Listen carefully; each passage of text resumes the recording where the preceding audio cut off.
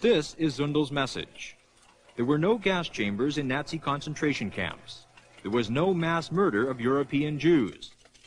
The Holocaust is a hoax, dreamed up after the Second World War by Zionists who wanted war reparation, money to establish the State of Israel.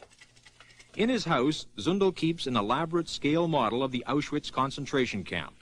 Ovens are included, but Zundel says they were used only to burn the bodies of typhus victims.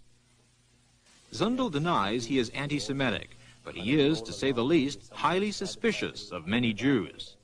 Because some of them are diabolical liars, exploiters of their own people's suffering, real and imagined.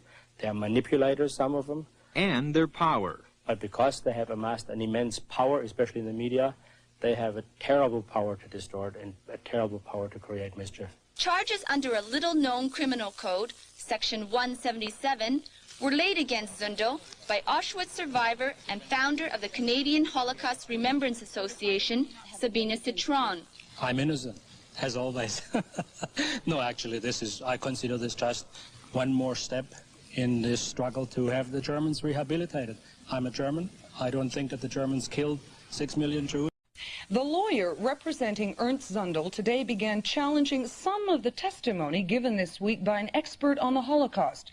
The cross-examination questioned several of the man's statements, including his belief that Adolf Hitler personally ordered the extermination of Jews. The Crown's expert witness, Dr. Raul Hilberg, was back on the stand today, where he was called to defend many of the conclusions he's made on the Holocaust during 40 years of research. Defense lawyer Doug Christie asked Dr. Hilberg how he came to the belief that Adolf Hitler personally issued the annihilation order. The doctor replied, Hitler's order was verbal, and thus no one knows the correct wording. It's one of the gaps in history, Hilberg said. One of the main questions has been, did the Germans deliberately intend to kill all Jews, and did Hitler give the order for such a plan? In court, defense lawyer Doug Christie questioned the fact that the professor quoted a former SS officer 10 times in a book the professor wrote about the Holocaust.